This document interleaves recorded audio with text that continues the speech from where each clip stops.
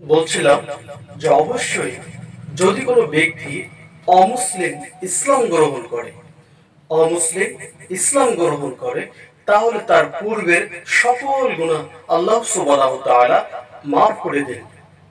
এরপরে কোনো মুসলিম যদি পাঁচ ওয়াক্ত সালাতের পূর্বে সুন্দরভাবে সুন্দর করে উযু করে, উযু করার পরে যদি সে ব্যক্তি আশহাদু আল্লা ইলাহা ইল্লাল্লাহ ওয়াহদাহু লা শারীকা লাহ ওয়া আশহাদু আন্না মুহাম্মাদান আবদুহু ওয়া রাসূলুহু, এতটুকু যদি বলে, মুহাম্মদ সাল্লাল্লাহু আলাইহি সাল্লাম বলছেন, তাহলে তার জান্নাতে ৮টি দরজা তার জন্য খুলে দেওয়া হয়। তাহলে সেই ব্যক্তি উযু করার পরে যদি কালেমায়ে শাহাদা পাঠ করে অবশ্যই তার জন্য জান্নাতের ৮টি দরজা খুলে দেওয়া হয়। এখন আপনি বলুন, যদি কোনো ব্যক্তি মুসলিম হয় তাহলে তার পূর্বের সকল গুনাহ মাফ, আর কোনো মুসলিম যদি সালাতের পূর্বে অন্যান্য সময় উযু করে আর উযু করার পরে যদি কালেমায়ে শাহাদা পাঠ করে তাহলে অবশ্যই তার জন্য জান্নাতের ৮টি দরজা খুলে দেওয়া হয়। আয়াতুল কুরসি, যদি কোনো ব্যক্তি আয়াতুল কুরসি পাঠ করে, যেটা আমরা পাঁচ ওয়াক্ত সালাতের পরে পাঠ করি, মুহাম্মদ সাল্লাল্লাহু আলাইহি সাল্লাম বলছেন, কোনো ব্যক্তি যদি পাঁচ ওয়াক্ত সালাতের পরে আয়াতুল কুরসি একবার পাঠ করে তাহলে মৃত্যু ব্যতীত তাকে জান্নাতে যেতে বাধা দিবে না। অবশ্যই সে ব্যক্তি জান্নাতে যাবে, শুধুমাত্র মৃত্যু তাকে ঠেকিয়ে দিতে পারবে, আর কোনো কিছুতেই তার বাধা নেই। অর্থাৎ সে ব্যক্তি অবশ্যই জান্নাতে প্রবেশ করবে মৃত্যু ব্যতীত। তাহলে মৃত্যু হলেই কোনো ব্যক্তি যদি সালাতের পরে পাঁচ ওয়াক্ত সালাতের পরে আয়াতুল কুরসি পাঠ করে, অতঃপর সেই ব্যক্তির জন্য জান্নাত। কিন্তু সেটাও আছে শুধুমাত্র সালাতের সাথে সংশ্লিষ্ট, সালাত আদায় করতে হবে, পাঠ করতে হবে।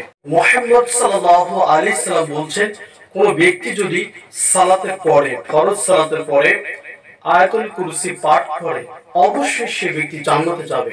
আসুন সেই সালাত, সেই দোয়া, সেই আয়াতটাও কিন্তু সালাতের পরে, তাহলে আপনি যদি শুধুমাত্র যখন তখন পড়ে গেলেন তাহলে অবশ্যই হবে না, আপনাকে সালাত আদায় করতে হবে, অতঃপর এই আয়াতুল কুরসি পাঠ করতে হবে, এরপর জান্নাতে যাওয়ার আশা করতে পারে।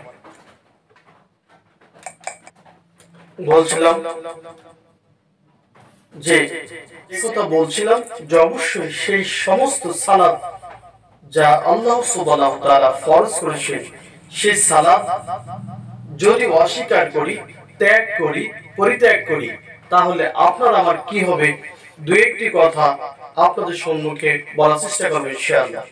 সালাত এমন একটা ইবাদত যেটা আল্লাহ সুবহানাহু ওয়া তাআলা ফরজ করেছেন, সেটা যদি আমি পরিত্যাগ করি, সেটা যদি আমি বাদ দেই, সেটা যদি আমি অন্যায় করি, অমান্য করি, তাহলে অবশ্যই মুসলিম থাকবো না।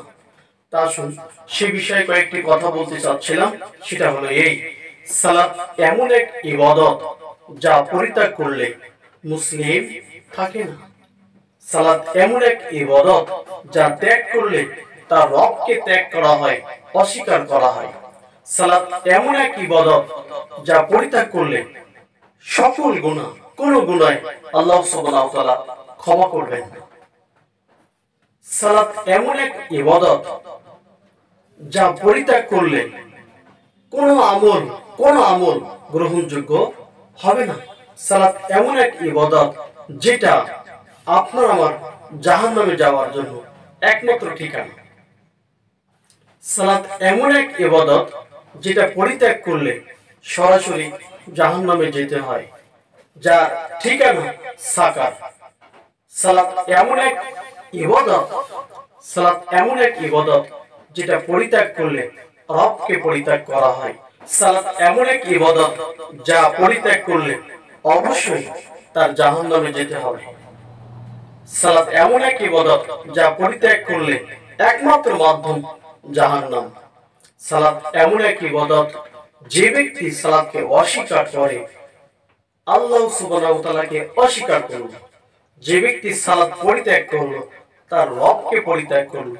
যে সালাতকে পরিত্যাগ করলো অস্বীকার করলো তার রবকে অস্বীকার করলো। সালাত এমন এক ইবাদত যেটা পরিত্যাগ করলে আরশের নিচে ছায়া থাকবে, সেই ছায়ায় থাকতে পারবে না। অবশ্যই সালাত এমন এক ইবাদত যদি আপনি পৃথিবীতে সালাত আদায় না করেন তাহলে আরশের নিচে সেই দিন আল্লাহ সুবহানাহু ওয়া তাআলা ছায়া ছাড়া কোনো ছায়া থাকবে না। সেই দিন আপনি সেখানে অবস্থান করতে পারবেন না। কেন? সালাত নেই। বলছিলাম যে অবশ্যই সালাত এমন এক ইবাদত যা সঠিক না হলে কোনো আমল গৃহীত হবে না।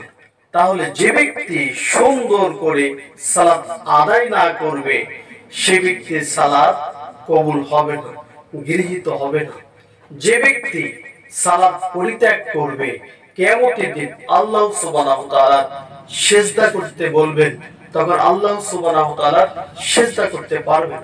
তাহলে সালাত এমন এক ইবাদত যা পরিত্যাগ করলে, ছেড়ে দিলে কিয়ামতের কাঠগড়ায় আল্লাহ সুবহানাহু ওয়া তাআলা সিজদা করতে পারবেন, সিজদা করতে বলবেন, কিন্তু সিজদা করতে পারবে না। সালাত এমন এক ইবাদত যেই দিন পৃথিবীর মানুষ সালাত ছেড়ে দিবে সেই দিন কিয়ামত সংঘটিত হবে। তার জন্য এই মহামারী থেকে বড় বিপর্যয় থেকে আল্লাহ সুবহানাহু ওয়া তাআলা আপনাকে আমাকে সবাইকে হেফাজত করুন, আল্লাহুম্মা আমিন।